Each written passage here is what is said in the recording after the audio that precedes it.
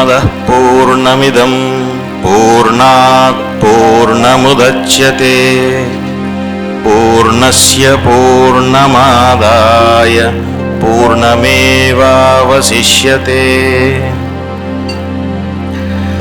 प्रदीप्तज्वालाभिर्दिवसकरनीराजनविधिं सुधासूतेश्चन्द्रोपलल जललवैरर्घ्यरचना स्वकीयैरम्भोभिः सलिलनिधिसौहित्यकरणम् त्वदीयाभिर्वाग्भिस्तव जननि वाचां स्तुतिरियम्।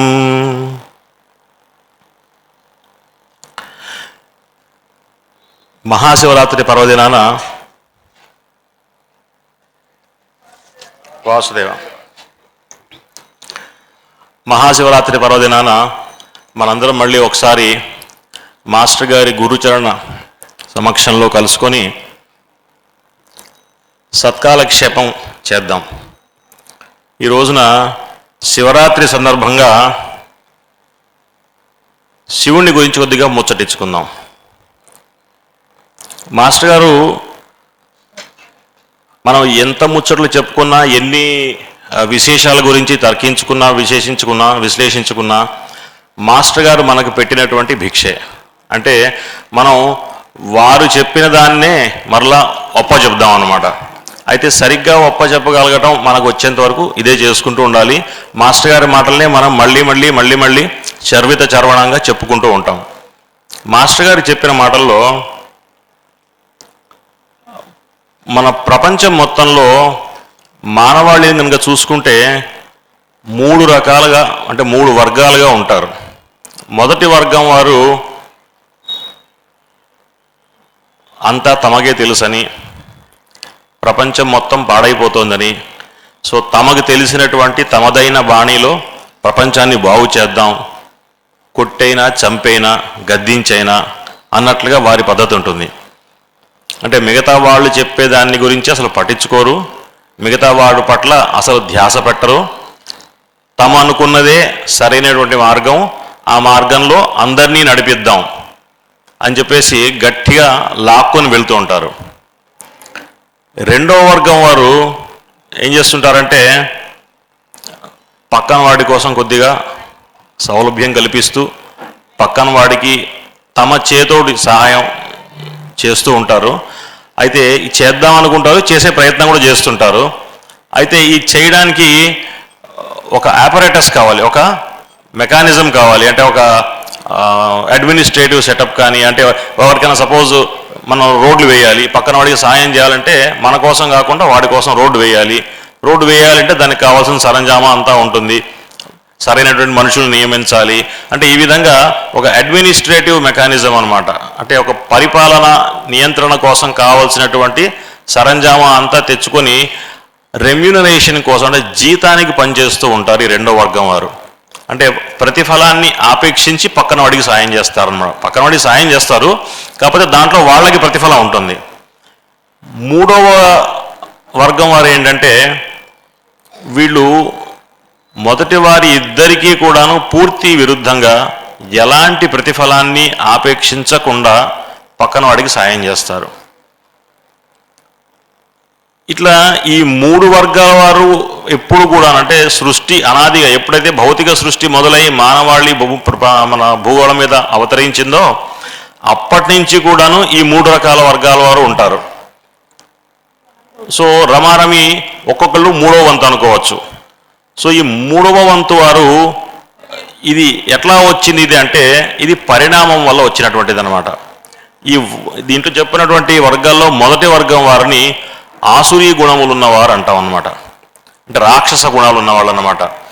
వీళ్ళు పక్కన వాళ్ళని పట్టుకొని మర్దించి గర్దించి పని చేయిస్తుంటారు.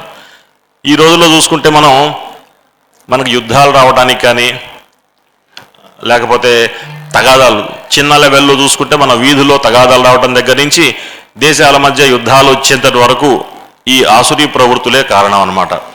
ఈరోజు కూడాను ప్రపంచంలో ఒక దేశము మిగతా దేశాలన్నింటి మీద కూడాను దాష్టికం చలాయించి అందరూ తను చెప్పినట్టుగానే ఉండాలి అనుకొని అలా చెప్పని వాళ్ళ మీద పనిష్మెంట్ ప్రసరింపజేస్తూ ప్రపంచం మొత్తాన్ని నడిపిస్తూ ఉంటుంటారు అనమాట. ఇది ఈనాడు మనకి కొత్తగా అనిపిస్తుండొచ్చు, కానీ ఇలాంటిది అనాదిగా వస్తున్నటువంటి సృష్టి క్రమం అని చెప్తారనమాట. ఈ ఆసురీ గుణాల వాళ్ళు ఇవల్యూషన్లో క్రమక్రమంగా పరిణామ క్రమంలో మానవులుగా పరిణమించి, అంటే పక్కన వాడికి సాయం చేస్తాను కానీ వాడి నుంచి ప్రతిఫలం ఆపేక్షిస్తాను అన్న గుణంలోకి వస్తారన్నమాట. అక్కడి నుంచి మూడవగా వచ్చినటువంటి దైవ గుణాలు, అంటే పక్కన వాడికి ఇబ్బంది పెట్టకుండా వాడి నుంచి ఏమీ ఆశించకుండా వాడికి పనిచేసి పెట్టడం, దాంట్లో ఆనందం పొందటం అనేటువంటిది, అంటే ప్రేమతత్వం వాళ్ళు జనించిన తర్వాత వచ్చేటువంటి ప్రవర్తన అన్నమాట. ఇది ఉన్నవాళ్ళు దైవీ గుణ సంభూతులు అన్నమాట. ఇట్లా 3 వర్గాలుగా రావటం అనేటువంటిది ఇది ప్రకృతి అంటే న్యాచురల్ ప్రాసెస్ అన్నమాట. ఈ నేచర్, ఈ ప్రకృతి ఏదైతే ఉందో ఇట్లా ఎసెన్షియల్లీ ప్రోగ్రెసివ్ అని చెప్తారు. అంటే పుట్టిన ప్రతి ఒక్కడు కూడాను పరమాత్మగా మోక్షాన్ని పొందటం తప్ప వేరే మార్గం లేదు. ఈరోజు మనం ఎంతో చెడ్డ ప్రవర్తనతో ఉన్నవాడు అని చెప్పి ఒకరిని చూసి మనం బాధపడ్డా, ఒకనొక రోజు కొన్ని జన్మలు పట్టచ్చు, కనుక కొన్ని లక్షల జన్మలు పట్టచ్చు కాక ఆ జన్మాల తర్వాత వాడు కూడాను పరమాత్మ అవ్వాల్సిందే.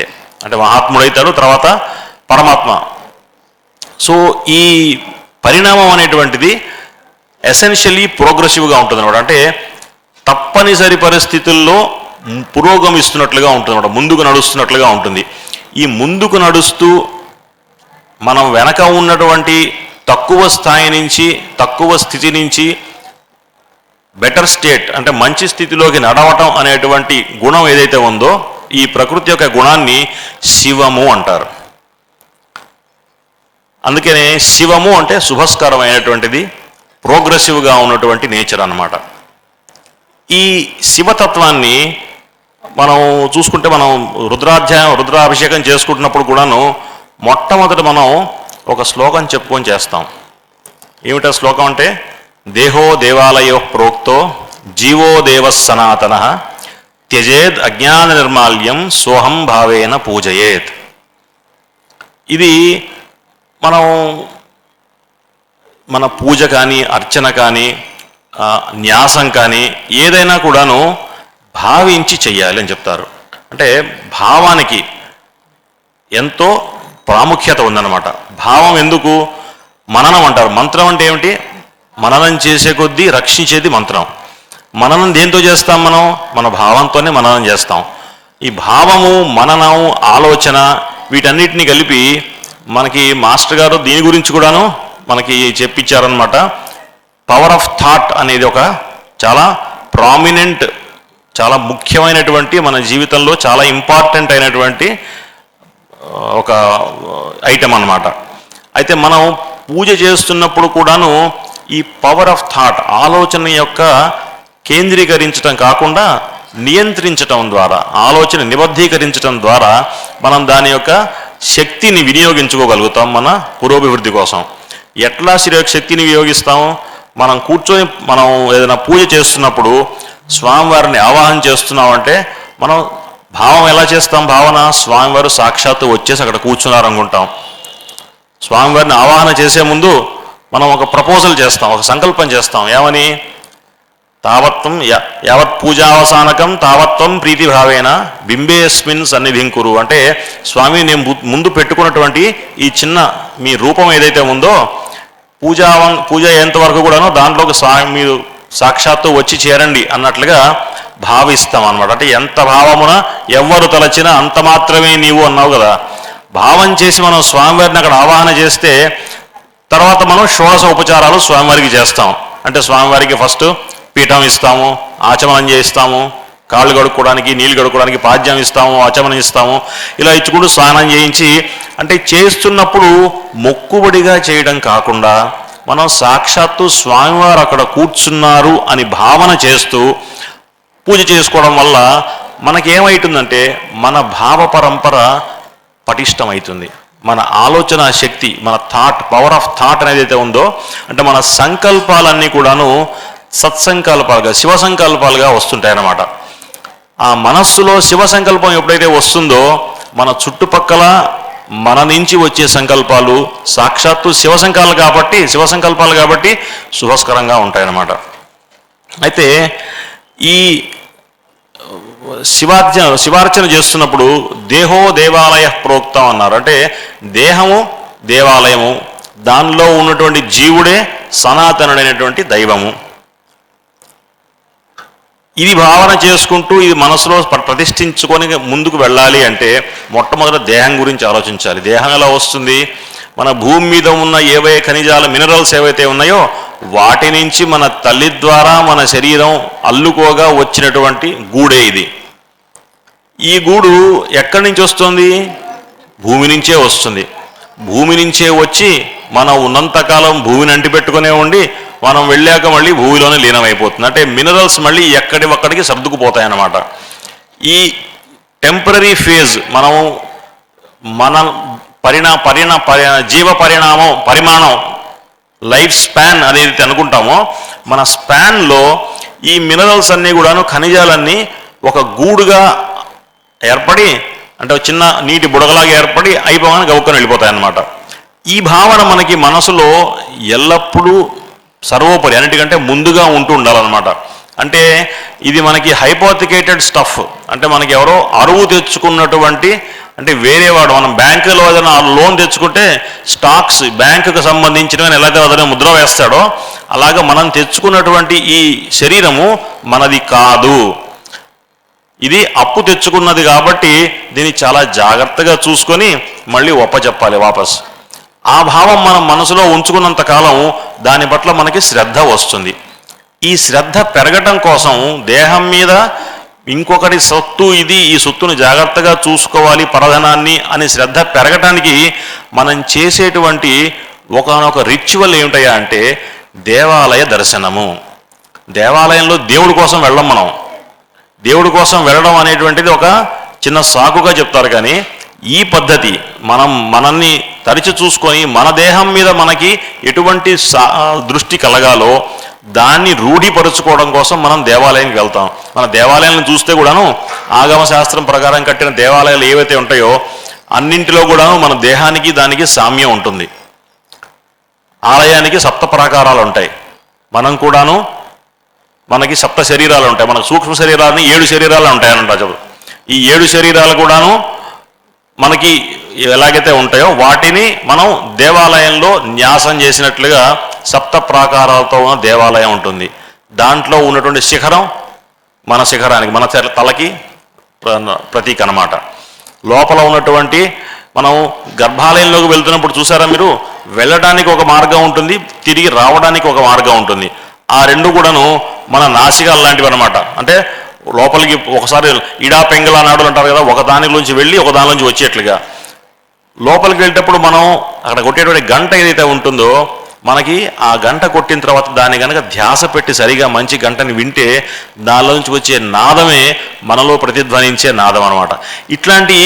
ఇవన్నీ కూడాను ఈ భావాల్ని మనం దేవాలయానికి వెళ్ళినప్పుడు ఈ భావాలతోటి మనం వెళ్ళి దర్శనం చేసుకుంటే స్వామిని మన శరీరంలో కూడా ఉన్నటువంటి పరమశివుణ్ణి మనం రోజు దైనందిన జీవితంలో ధ్యానించగలుగుతాం. మన శరీరం మీద దేహో దేవాలయం అన్నటువంటి జ్ఞప్తి కుదిరిన తర్వాత మన పక్కన చుట్టుపక్కల ఉన్నటువంటి రుద్రమూర్తులు మన సాటి మనుషుల్లో కూడా మనం రుద్రుణ్ణి దర్శించగలుగుతాం అన్నమాట. అయితే ఈ దర్శించగలగటానికి ముందున్నటువంటి నాంది ఎలా వస్తాయి అంటే దేవాలయ దర్శనం ద్వారా. దేవాలయం అంటే అది చర్చి కావచ్చు, మసీదు కావచ్చు, దేవాలయం కావచ్చు, మతానికి ధర్మానికి ఎక్కడ పొంతన లేదని చెప్తారు. ప్రతి దేవాలయం కూడాను ఒక సోషల్ సెటప్. ఆ సోషల్ సెటప్ అంటే ఒక సామాజికమైనటువంటి వ్యవస్థ. ఆ వ్యవస్థ ఏం చేస్తుంది, మనిషికి తన శరీరం పట్ల కావాల్సినటువంటి సరైనటువంటి రుజు దర్శనాన్ని మనం కలిగిస్తుంది అన్నమాట. అయితే జీవుణ్ణి దేవాలయాన్ని మనం చూసుకున్న తర్వాత అజ్ఞాన నిర్మాల్యాన్ని మనం వదిలేయాలని చెప్తారు. అజ్ఞాన నిర్మాల్యం, అజ్ఞానం అంటే ఏంటి అసలు? అజ్ఞానం అంటే తెలియకపోవడం అని మనకు మామూలుగా అందరూ ల్యాక్ ఆఫ్ నాలెడ్జ్. నాలెడ్జ్ అంటే తెలుసుకోగలరు, తెలివి అది లేకపోవటం అజ్ఞానం అని చెప్పేసి నానుడిగా నడుస్తుంటుంది. కానీ మాస్టర్ గారు పతంజలి యోగ సూత్రాల్లో మనకి అజ్ఞానం గురించిన సరైనటువంటి డెఫినిషన్ ఇచ్చారన్నమాట. అజ్ఞానము అంటే ఏంటంటే not knowing how to know అని చెప్పారు. అంటే ఎలా ఏ విషయాన్నైనా ఎలా తెలుసుకోవాలో దాన్ని తెలుసుకోలేకపోవడాన్ని అజ్ఞానం అన్నారు. ఇంకో గమ్మత్తుగా ఏం చెప్పారంటే అజ్ఞానం అనేది అసలు చాలా పారాడాక్స్, అంటే అది చాలా గమ్మత్తైన విషయం. ఎవరికీ అజ్ఞానం లేదు, అందరికీ అన్నీ తెలుసు అని చెప్తారు. ఇప్పుడు ఒక దొంగ ఉన్నాడు అనుకోండి, వాడు దొంగతనం చేస్తున్నాడు, వాడికి తెలియదు దొంగతనం చేయడం తప్పని. అందుకే గమ్మత్తుగా రాత్రిపూట ఎవరు పడుకుంటున్నప్పుడు వెళ్ళి జారుగా వెళ్ళి చేసుకుంటాడు. అలాంటి వాడికి అర్థం తెలుసు కదా, వాడికి తెలిసి కూడాను దొంగతనం చేయడం తప్పు అని తెలిసి కూడాను చేయడం ఉంది కదా. అంటే నాట్ నో, ఎలాగ తెలుసుకోవాలో దాన్ని తప్పుగా తెలుసుకుంటున్నాడు కాబట్టి దాన్ని అజ్ఞానం అన్నారనమాట. అలాగే మనం ఎవరి గురించి తప్పుగా మాట్లాడుకుంటున్నాం అనుకోండి, మూడో వ్యక్తి గురించి, చాటుగా వెళ్ళి మెల్లిగా చెవులు చెప్తాం, వాడికి వినపడుతుందని చెప్పేసి. అంటే మనకు తెలుస్తూనే ఉంది తప్పు విషయం ఏది అన్నది మనకు. అంటే ఎవ్వరికి ఏది తెలియదు అనుకుంటాం, అజ్ఞానం అనుకుంటామే, అది అజ్ఞానం అనమాట. అందరికీ అన్నీ తెలుసును. కాకపోతే తెలుసుకున్న దాన్ని ఎప్పుడు ఎట్లా సరిగ్గా తెలుసుకోవాలో, తెలుసుకోవటం అనే దాన్ని సరిగ్గా తెలుసుకోవడం, దట్ ఈస్ అజ్ఞానం అనమాట. ఈ అజ్ఞానాన్ని మనం తొలగించుకోవాలి అంటే ప్రవర్తనని రుజువుగా చేసుకోవాలి. మనకి త్రికరణాలను ఇచ్చారు కదా, ఈ త్రికరణాల మధ్య ఎటువంటి వ్యత్యాసము లేకుండా ప్రవర్తించగలగటము అజ్ఞాన నిర్మూలనం అనమాట. ఇదన్నీ కోసమే మనం పూజ, అర్చన, న్యాసం ఇవన్నీ చేసుకుంటూ ఉంటాం. ఇవన్నీ సాధనలో మనకి చెప్పినటువంటి ప్రిస్క్రైబ్ చేసిన ఇన్స్ట్రక్షన్స్ అన్నమాట. అయితే మనకి ఇన్స్ట్రక్షన్స్లో ఏది ఇంపార్టెంట్ ఇన్స్ట్రక్షను, ఏది లెస్ ఇంపార్టెంట్ అన్నది ఉండదు. అన్నీ కూడాను అంటే ఒకటి అయిన తర్వాత ఒకటి అన్నట్లుగా ఉండదు. ఇప్పుడు యమనియమ సాధన అని చెప్తారు మనకు అష్టాంగ యోగంలో. యమనియమ, ఆసన, ప్రాణాయామం, ఈ 4 చేసుకుంటే మిగతా 4 వాటంతా అవి చేరుకుంటాయన్నమాట. ఈ 4 చేసుకోవాలంటే యమంలో ఏమిటి ఉన్న 5 ప్రకరణాలు చెప్పారు, నియమంలో 5 ప్రకరణాలు చెప్పారు. వీటిని చేసుకుంటూ ఉండడానికి దన్నుగా ఉండేటువంటి సపోర్ట్ సిస్టమ్ మన అర్చన అన్నమాట. యమనియమాల్లో మనకి గురి కుదరాలి, మన యొక్క దృష్టి కుదిరి మన స్వభావంలోకి అది సిద్ధించాలి అంటే మనం చేసుకునేటువంటి అర్చన, పూజ అనేటువంటివి ప్రక్రియ అన్నమాట. దీంట్లో కావాల్సినటువంటి థాట్ కరెంట్ని కరెక్ట్గా చేయడం కోసం దేవాలయ దర్శనం అని చెప్పారు. ఈ అజ్ఞాన నిర్మాల్యం పోయిన తర్వాత సోహం భావేన పూజయేత్తన్నారు. అంటే ఆయనే నేను అన్నటువంటి భావం సిద్ధించేట్లుగా పూజ చేసుకోమన్నారు. ఆయనే నేను అని భావించుకోవటం ఏంటి అని అంటే మన సృష్టిలో ఉన్న పిపీలిక నుంచి బ్రహ్మగారి వరకు అందరూ కూడాను స్వామివారి పరబ్రహ్మ యొక్క ఎగ్జిస్టెన్సే. ఈ పరబ్రహ్మతత్వాన్ని రియలైజ్ చేయటం కోసం, అంటే అనుభవించటం కోసం మనం చేసే ప్రయత్నం అంతాను. అయితే మనకి హృదయంలో ఒకటే చైర్ ఉందట, అక్కడ భగవంతుడైనా ఉండాలి, లేకపోతే మనమైనా ఉండాలి. ఇద్దరు కూర్చోడానికి, కలిసి కూర్చోడానికి దాంట్లో తావు లేదు. ఇద్దరు కలిసి కూర్చోవడం ఏంటంటే అంటే ఇహానికి పరానికి రెండిటికి కూడాను ఒకేసారి సైమల్టేనియస్గా మనం పాకులాడలేము. ఆకలి పుట్టేంత వరకు మనం ఇహలోకంలో కొట్టుకుంటాం. ఇహలోకం ఆకలి కొన్ని జన్మల తర్వాత తగ్గిన తర్వాత మెల్లగా పరార్థులం అవుతా ఉంటాం. పరలోకంలో కావాల్సినటువంటి ఏదైతే సాధించాలో దానికోసం తపన మొదలవుతుంది. అంతవరకు కూడాను మనం చేయాల్సింది ఏంటంటే తానే నేను, మనం రోజు ఉచ్ఛ్వాస నిశ్వాసాలని నియంత్రించుకుంటూ గమనించుకుంటూ మనం ప్రాణాయామం ఏదైతే చేసుకుంటామో మన ఆలోచన మనస్సును తీసుకొచ్చి హృదయంలోకి దించుకోవడానికి మనం హృదయం యొక్క గమనాన్ని, అంటే మన ఊపిరితిత్తుల్లో గాలి వస్తూ పోతూ ఎలా ఉన్నది, ఎక్కడి నుంచి వస్తుంది, ఇది మెడిటేట్ చేసుకుంటూ మనం చేసే ప్రాణాయామం మనకి మాస్టర్ గారు ఏదైతే నేర్పారో అది చేసుకుంటూ ఉండగా ఈ సోహం అన్నటువంటి హంసగాయత్రి మంత్రాన్ని మనకి సిద్ధింపజేస్తుంది అన్నమాట. ఇలా చేయడానికి మనం చెప్పుకున్నాం కదా, ఈ శ్లోకం చదువుకున్న తర్వాత మనం రుద్రార్చన చేసుకుంటాం. రుద్రార్చన చేసుకోవడంలో మనకి నమ్మకం చాలా ప్రముఖమైనటువంటి సూక్తం అన్నమాట. అయితే దీనికి నమ్మకం అని తప్పుగా పేరు ప్రాచుర్యం వచ్చింది, ఎందుకంటే నమః నమః అని ఉంటుంది కాబట్టి ప్రతి చోట నమ్మకం అని ఎవరో దానికి చెడ్డ పేరు పెట్టారు. దాని అసలు పేరు రుద్ర సూక్తము, రుద్రాధ్యాయము, రుద్ర ప్రశ్న, రుద్ర సూక్తము అంటారు. పురుష సూక్తం ఎలాగో, స్త్రీ సూక్తం ఎలాగో అలాగే రుద్ర సూక్తం అన్నమాట. రుద్ర సూక్తం యొక్క వైశిష్ట్యం గురించి మనం చెప్పుకుందాం అనుకుంటే, యజుర్వేదంలో ఉన్న 82 పన్నాల్లో మధ్యది అయినటువంటి పన్నాలో మనకి రుద్రాధ్యాయం వస్తుందన్నమాట. కరెక్ట్. అంటే ఈ రుద్ర సూక్తాన్ని మన యజుర్వేదాన్ని కనుక పుస్తకాన్ని వాల్యూమ్ని మధ్య పేజీలోకి తీస్తే మధ్యలో ఉండేది రుద్ర సూక్తము. దాని మధ్యలో ఉండేటువంటిది నమస్వామాయచ ఉన్నటువంటి మంత్రంలో శివాయచ శివతరాయచ అనేటువంటి మంత్రం, అంటే నమశివాయ, ఓం నమశివాయ అనేటువంటి మంత్రము యజుర్వేదం యొక్క హృదయంలో ఉన్నటువంటి మహా అద్భుతమైనటువంటి వేద మంత్రం అన్నమాట. అయితే ఈ వేద మంత్రాన్ని యజుర్వేదంలోనే ఇతరత్రా స్థలాల్లో ఒక గమ్మత్తైన గరుడ పక్షిగా వివరిస్తారు. ఎలాగంటే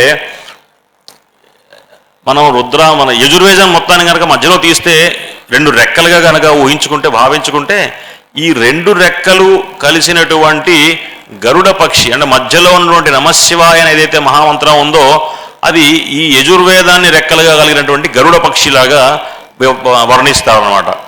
అంటే మనకి వేదము, అపౌరుషేయమైనటువంటి వేదము మనకి ప్రతి విషయంలోనూ ప్రమాణం కాబట్టి, అందులో ఉన్నటువంటి రుద్రాధ్యాయంలో రుద్ర మంత్రంలో ఉన్నటువంటి ఓం నమశివాయ అనేటువంటి పంచాక్షరి మంత్రం ఎంతైతే విశిష్టత కలిగినటువంటి మంత్రమో, ఈ మంత్రాన్ని, ఈ రుద్ర సూక్తాన్ని అధ్యయనం చేసి సరిగ్గా సదర్చన చేసుకుంటే కనుక మనకి మాస్టర్ గారు ఏం చెప్పారు,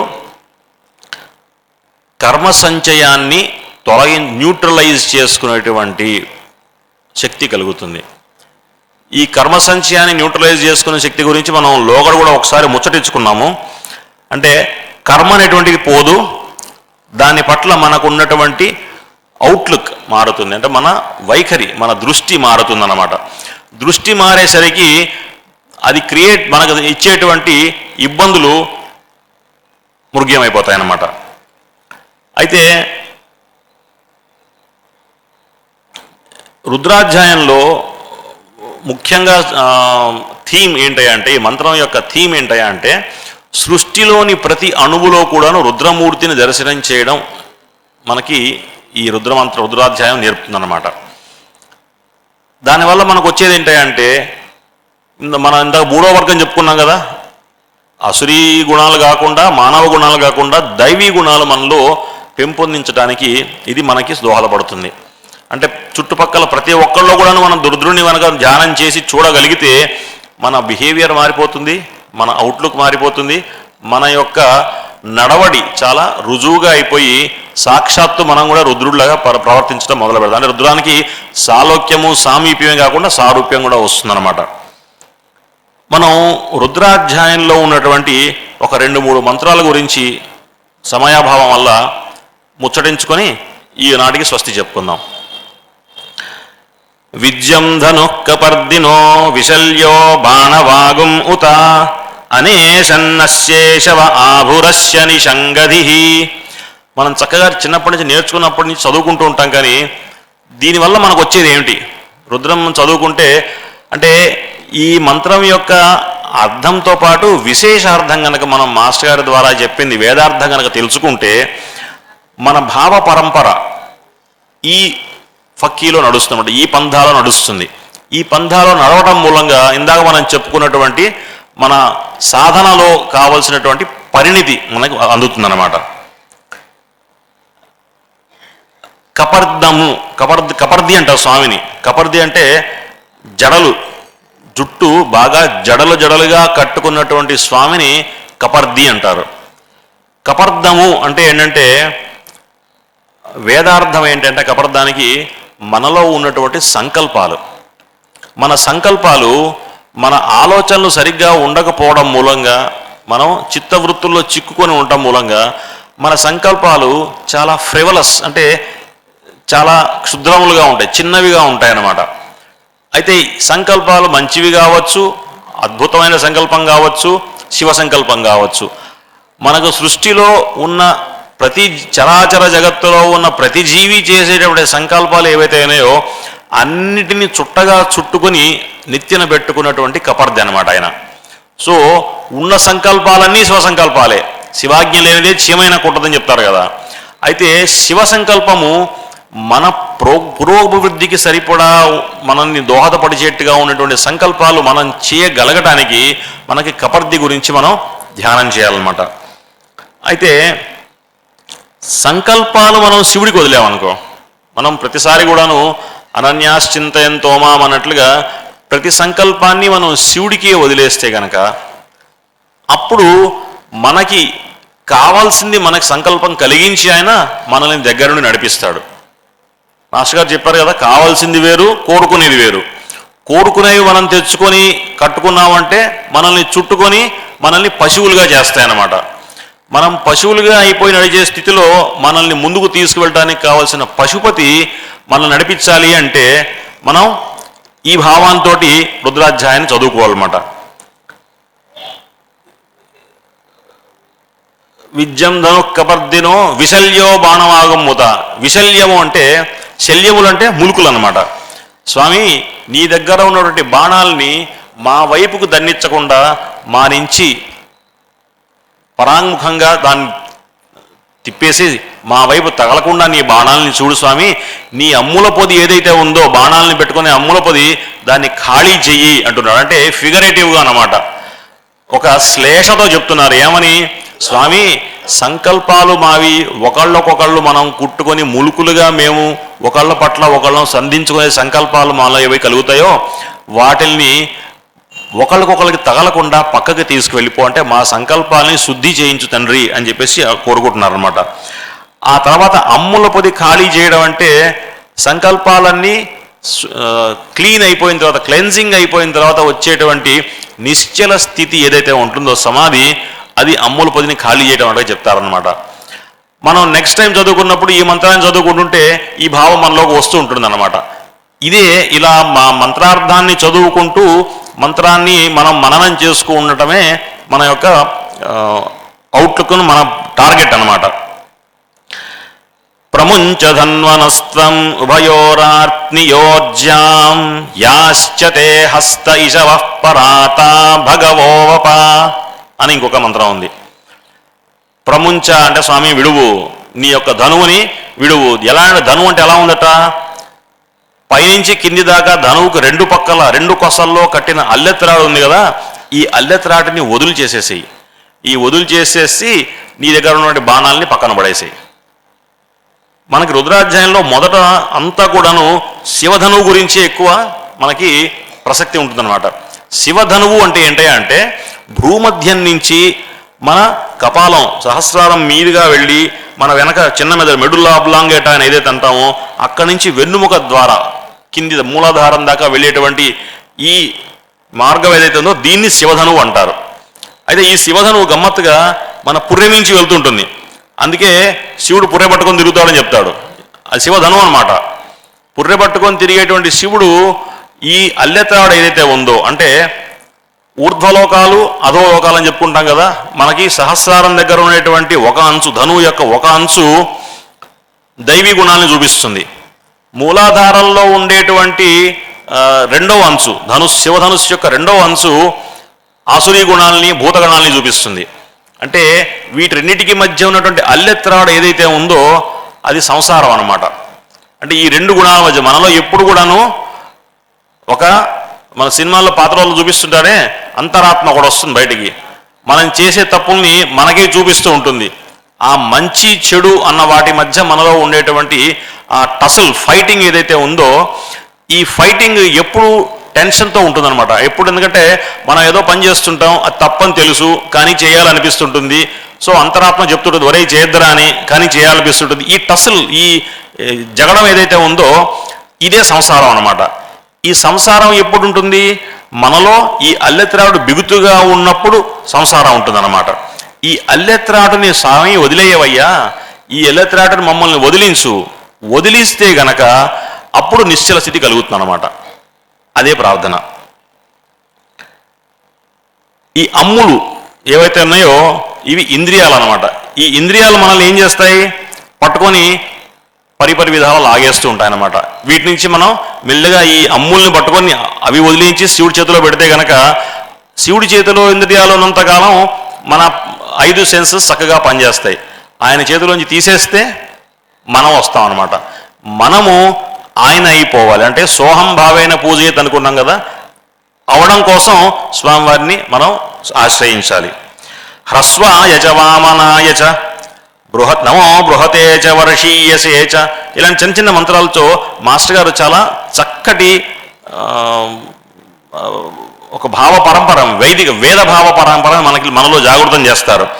హ్రస్వాయ చ, హ్రస్వము అంటే తక్కువ కాలం, చక్కగా కొద్ది కాలం ఉండేది. అంటే మనిషి చావు పుట్టుకల మధ్యలో ఉన్నటువంటి మన జీవితకాలం చాలా పరిణామం చాలా చిన్నదనమాట.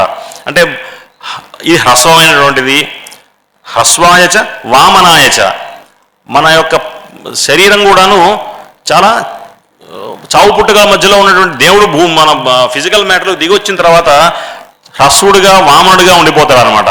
అలాగే బృహతేజ వర్షీయసేచ, బృహతేజ అంటే చాలా పెద్దవాడుగా, అంటే చిన్నప్పుడు మనకి ఎంబ్రియో ఎప్పుడైతే ఫలదీకరణం చెందుతుందో, ఎంబ్రియోగా ఫార్మ్ అయినప్పుడు తల్లి గర్భంలో ఉన్నటువంటి ఏకకణ జీవి ఎన్నో కణాలని పోగేసుకొని బృహత్తుగా పరిణమించి పైకి వస్తాడు. అలాగే విరాట్ బ్రహ్మాండం ఎప్పుడైతే పుట్టిందో దాన్ని కూడాను బృహత్ అంటారనమాట.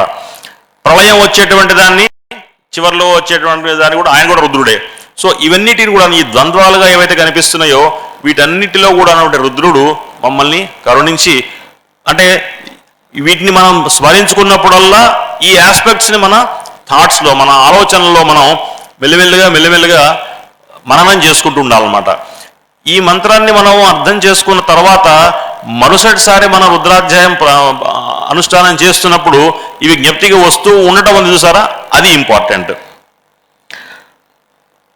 నమస్రోతస్య యజద్వీప్య యజ అన్న మంత్రం ఉంది. శ్రోతస్సులు అంటే మనలోని రక్త కణాలు, ప్రవాహ రూపంలో ఉన్నటువంటి రుద్రుడు అనమాట. దానికి మాస్టర్ గారు ఏం చెప్పారంటే, శ్రోతస్సులు అంటే మామూలుగా నదుల్ని శ్రోతస్సులు అంటారనమాట. మనలో ఉన్నటువంటి రక్త కణాలు, వాటిలో ప్రవహిస్తున్నటువంటి రక్తము, ఇది శ్రోతస్సులు అని చెప్పారు. ఈ శ్రోతస్సుల రూపంలో ఉన్నటువంటి రుద్రుడికి నమస్కారం. తర్వాత ద్వీప్యాయచ, ద్వీపములు అంటే ఎక్కడికక్కడ బంధాలు, మనకి జాయింట్స్ ఉంటాయి కదా, మనకి ఫిజికల్గా ఉన్న జాయింట్స్, మన నరాల్లో, మన రక్తనాళాల్లో ఉన్న జాయింట్స్, ముడులుగా ఉన్నటువంటి వాటిని, వీటన్నిటినీ కూడాను రుద్రుడిగా చెప్తారనమాట. ఈ మంత్రాన్ని మనం ధ్యానం చేసుకుంటే ఈ రోగాలు, అంటే బీపీలు ఉన్న వాళ్ళకి, తర్వాత వెరికోస్ వెయిన్స్ ఇట్లాంటి ఉన్న వాళ్ళకి ఇవన్నీ పోతాయని చెప్తారనమాట. ఇట్లా మనం రుద్రాధ్యాయంలో ఉన్నటువంటి ఈ మంత్రాలని మాస్టర్ గారు ఇచ్చినటువంటి వివరణ ద్వారా మననం చేసుకుంటూ, రుద్రాధ్యాయం చేసుకుంటూ రుద్రముద్రం అవుదుంగాక. వాసుదేవ.